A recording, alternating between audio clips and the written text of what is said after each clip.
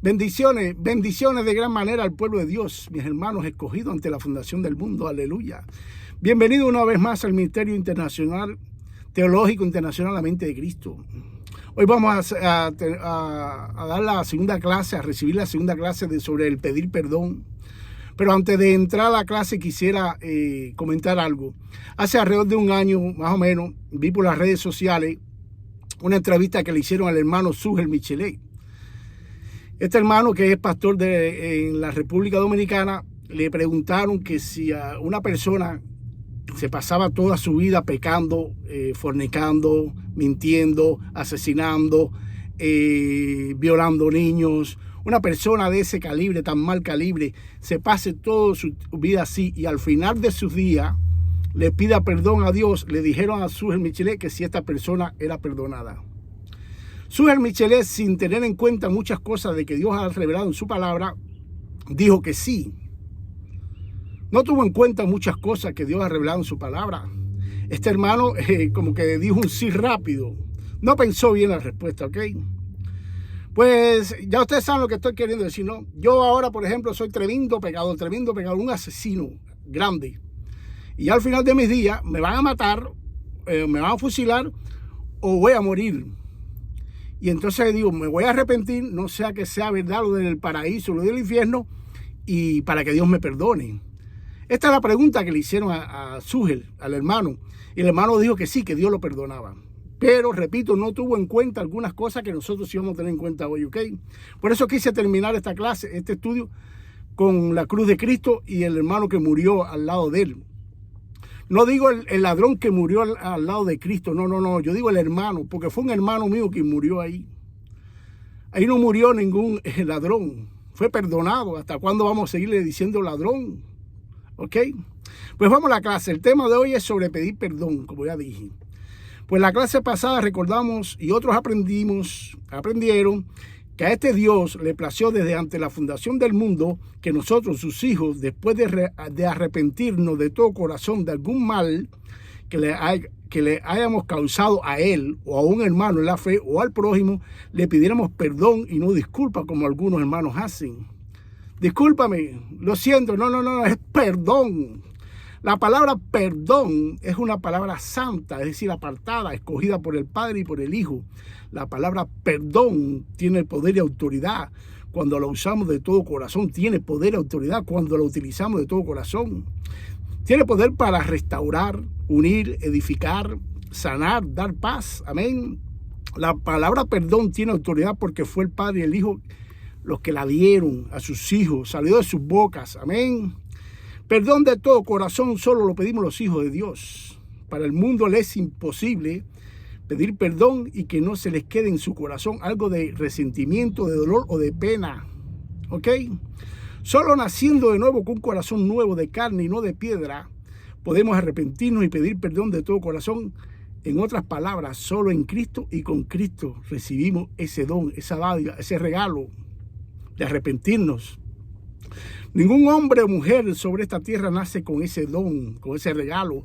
El hombre o mujer natural no lo tiene ni lo puede tener, como tampoco lo puede entender. 1 Corintios capítulo 2, versículo 14, pero el hombre natural, es decir, el no convertido, no acepta las cosas del Espíritu Santo, porque para él son necedad, son locuras, y no las puede entender, porque se disciernen espiritualmente. Todos nacimos de una simiente corruptible, caída y siempre con los deseos continuos de hacer el mal. Es por eso que nuestros padres nos tienen que enseñar a hacer las cosas buenas, porque ya nacimos con las cosas malas. Nacimos egoístas, jalamos nada más para nosotros y para la familia más cercana. Tanto es así que las personas naturales, cuando hacen un bien, la pregonan a todo tren y se creen buenos porque hacen lo bueno a sus familias y muy cercanas, no a todas. Entonces, para que el hombre natural caído pueda pedir perdón de todo corazón, tiene que arrepentirse primero que nada de corazón del mal que hizo. Pero a la luz de la palabra, el hombre natural, como vengo diciendo, tampoco por sus medios y fuerzas se puede arrepentir de todo corazón.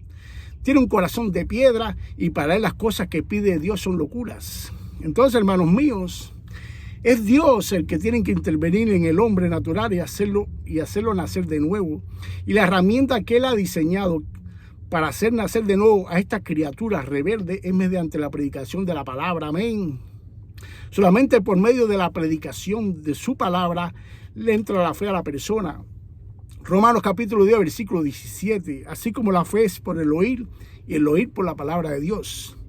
Al nacer de nuevo esta criatura que fue rebelde, pasado, enemiga de Dios, pasado, Dios le da en el combo de la salvación, es decir, en el paquete de salvación, el arrepentimiento de todo corazón, y esta nueva criatura utiliza este don, esta dádiva, este regalo, es decir, el arrepentimiento por primera vez en toda su vida, en su nuevo nacimiento, arrepintiéndose de todos sus pecados, y como fruto de su arrepentimiento, esta criatura se vuelve a Dios, es decir, por primera vez lo utiliza con Dios. A partir de ahí, ese hijo de Dios busca, anhela, desea con todo su corazón y con toda su fuerza hacer la voluntad de su Padre, y también aborrece todo, de todo corazón, y odia lo que más odia a su Padre Celestial, que es el pecado. Amén. En segundo lugar, este arrepentimiento provocado por nuestra nueva naturaleza, mediante la morada permanente del Santo Espíritu en la nueva criatura, lo capacita para arrepentirse y pedir perdón de todo corazón a su prójimo también, sea hermano la fe o no. Es decir, la utiliza primeramente para con Dios, pedirle perdón con un arrepentimiento genuino con Dios, y después con los demás. El rey David nunca pudo arrepentirse de todo corazón delante de Dios, ya que nunca nació de nuevo, ni se negó a sí mismo, ni mucho menos renunció a los deleites de su carne, como tampoco, por supuesto, tuvo la morada permanente del Espíritu Santo dentro de él. El hermano rey David intentaba desde su carne arrepentirse de todo corazón, pero nunca lo logró. Dios en este rey demostró su amor por el pecador, su paciencia, su bondad, su misericordia, y demostró su fidelidad a su palabra, ya que le había prometido a este rey en 2 de Samuel, versículo 16, mire lo que le había prometido: tu casa y tu reino durarán para siempre delante de mí, tu trono quedará establecido para siempre. Por supuesto que esta es una promesa que nos lleva al reino de Jesucristo, es una promesa mesiánica. Amén. El primer hombre, le voy a hacer una pregunta, el primer hombre, el primer ser humano que nació de nuevo, ¿quién fue? ¿Quién fue? Vamos, ¿quién fue? ¿Quién fue el primero? No lo saben, ¿verdad? ¿O no se acuerdan? Okay. El milagro más grande, la salvación es un milagro, ¿verdad? El milagro más grande, poderoso y glorioso que hizo Dios, y que quedó registrado en la bendita palabra de Dios, en tu Biblia y en la mía, es el arrepentimiento y perdón más grande de toda la historia de la humanidad. El primer milagro fue en arrepentimiento y perdón de toda la humanidad. El arrepentimiento y perdón más impresionante y glorioso de toda la Biblia es el que provocó Dios en el hermano que murió en la cruz al lado de Cristo, del Cristo de la gloria. Este hermano pasó de muerte a vida. A este hermano tuvo Dios que hacerlo nacer de nuevo en esa cruz, en ese momento y en ese espacio, para hacer lo que él hizo, ya que es Dios el que da el arrepentimiento. Hechos capítulo 11, versículo 18. Al oír esto se calmaron y glorificaron a Dios, diciendo: así que también a los gentiles, es decir, a nosotros, ha concedido Dios el arrepentimiento que conduce a la vida. Ha concedido Dios, es decir, que Dios se lo dio, que Dios nos lo dio a nosotros. Segunda carta de Timoteo, capítulo 2, versículo 25. Corrigiendo tiernamente a los que se oponen, por si acaso Dios le da el arrepentimiento que conduce al pleno conocimiento de la verdad. Por si acaso Dios se lo da. Así que esto de que dijo Súger Michelet que sí, que se arrepentía, ya Dios lo perdonaba, aunque hubiera sido un asesino, y queda claro que la palabra no lo dice. El arrepentimiento lo da Dios, no el hombre se arrepiente por sí. Así que el que piense que alguien se puede portar mal, pecaminosamente, que sea un asesino, y que quiera burlar a Dios al final de su vida y decir: no, yo me arrepiento, está mal. El arrepentimiento te lo da Dios, ¿no? Con estos versículos, a la luz de la palabra, creemos y entendemos que nadie puede, en su naturaleza caída, en sus fuerzas altamente pecaminosas, arrepentirse de todo corazón, pedir perdón a Dios y recibir la salvación. Romanos capítulo 2, versículo 4. O tienes en poco la riqueza de su bondad, tolerancia y paciencia, ignorando que la bondad de Dios te guía al arrepentimiento. Amén. La bondad de Dios es la que nos lleva al arrepentimiento, ¿ok? Su gracia. Ya la respuesta la tenemos, ¿no? Eso de que el asesino al final de sus días, cuando va a ser fusilado, se va a morir, arrepentirse porque él quiere, no. Es Dios el que le da arrepentimiento si quiere. ¿Ok? Si Dios quiere. Ok. Imposible que este hermano, hablando ahora del hermano que murió al lado de Cristo, que pasó de muerte a vida en su naturaleza caída, pudiera ver con sus ojos físicos al Cristo de la gloria como su Rey y Salvador, ya que nuestro Señor estaba mucho peor que él. Nuestro Señor no solo estaba clavado en una cruz, al igual que él, nuestro Dios estaba azotado, golpeado, escupido, desnudo, con una corona de espinas clavada en la cabeza y siendo la burla de los que lo estaban matando. Se burlaban de él. Imposible que este hermano, en su naturaleza caída, pueda haber otra cosa en Cristo. Pastores, predicadores y maestros enseñan que este hombre creyó sin escuchar el evangelio de salvación, es decir, al hermano que creyó ahí, ya que toda su vida fue un malhechor, ladrón y pecador. Esta enseñanza de que este hombre creyó en Cristo sin escuchar el evangelio de salvación es un desconocimiento de la palabra de quien la enseñe. Este hermano ese día clavado en la cruz, al estar a segundo del mismo infierno, escuchó el evangelio de salvación. Eso fue lo que sucedió ese día ahí.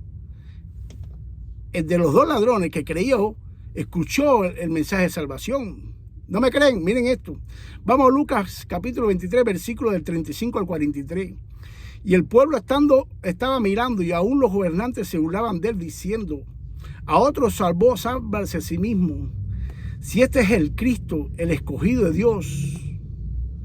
Los soldados también le encarnecían, acercándose y presentándole vinagre y diciendo: si tú eres el rey de los judíos, sálvate a ti mismo. Estos asesinos estaban burlándose de nuestro Señor y a su vez predicando el evangelio de forma de burla, pero lo estaban predicando. En las palabras que utilizaron esta burla hacia nuestro Señor, mencionaron palabras verdaderas, palabras claves a la hora de nosotros predicar el evangelio.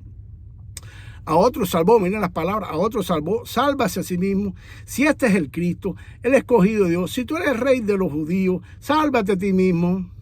Esta predicación en forma de burla llegó al oído de uno de los dos que estaban clavados en una cruz, y a Dios le plació que uno de ellos la escuchara con fe y creyera. También Dios permitió que el gobernante de turno en esa época de los judíos, Pilato, pusiera un gran grano de arena en la salvación de este hermano. Juan capítulo 19, versículo 19. Pilato les dijo que escribieran un letrero que decía: Jesús de Nazaret, rey de los judíos. Y lo hizo colocar en la cruz, arriba de la cruz. Este letrero que Dios le mandó a Pilato a escribir, no solo lo escribieron, sino que lo escribieron en 3 idiomas, en hebreo, en griego y en latín. Si esto no te convence a ti de que la voluntad de Dios y los propósitos de Dios estaban en esta tragedia, pues pídele sabiduría a Dios, que Él la da con abundancia y sin reproche. Amén. 1 Corintios, en el capítulo 1, dice que para los perdidos el mensaje de la cruz es una locura, pero para los salvos es poder de Dios y sabiduría de Dios. Pues Dios, con su gran poder y sabiduría, permitió que este hermano fuera salvo por la predicación del evangelio, aunque estuviera torcido. El evangelio en forma de burla torcido, Dios lo destuerce y lo endereza antes de llegar al oído de este hermano. Sigo en Lucas 23, versículo 39 al 43. Y uno de los ladrones que estaban colgados le juraba, es decir, a Cristo le decía cosas, diciendo: si tú eres el Cristo, sálvate a ti mismo y a nosotros. Ahora escuchen lo que dijo el otro que estaba en la cruz, el que creyó. Pero ya no estaba en la misma forma que cuando fue colgado en la cruz, ¿verdad? Ya había escuchado el evangelio de salvación y había creído por la gracia de Dios. Versículo 40. Respondió el otro, le respondió diciendo: ¿ni aún temes tú a Dios estando en la misma condenación? Nosotros, la verdad, justamente, este es el hermano que creyó. Nosotros, la verdad, justamente padecemos porque recibimos lo que merecieron nuestros hechos, mas ningún mal hizo. Cuando este hermano estaba hablando esto, Cristo lo estaba escuchando, cuando estaba reprendiendo al otro. Pero este hermano ya no estaba viendo a un hombre colgado en un madero, bañado en sangre, golpeado, derrotado y calumniado, escupido, bochornado. Ya no estaba viendo a Cristo así. Este hermano tuvo que ver a este Jesús cuando nació de nuevo, un Jesús rey de reyes, señor de señores, un Jesús lleno de gloria. La corona de espinas este hermano la tuvo que ver como una corona real llena de poder y de gloria. Este Hijo de Dios tuvo que ver por medio de su nuevo nacimiento el poder de este Dios, de Jesús, para resucitarlo a él. Aunque él muriera en esa cruz, él vio poder en Cristo. Versículo 42, y dijo Jesús, acuérdate de mí cuando vengas en tu reino. Entonces este Jesús, lleno de poder y de gloria, sabiendo de antemano todo lo que había de suceder, le dijo, de cierto te digo que hoy estarás conmigo en el paraíso. Amén. Hermano, si tú con estas clases no te arrepientes de todo corazón y pides perdón de todo corazón al que ofendes, sea a nuestro Dios o a cualquier otra persona, sabiendo que Dios te regaló este don a ti y a mí de salvación para que lo pongamos por práctica, no sé qué más enseñarte, ni sé qué más puedo aprender yo. Debemos pedir perdón de corazón, que es la voluntad de nuestro Padre, suficiente para hacerlo, hermano. Aleluya. Amén.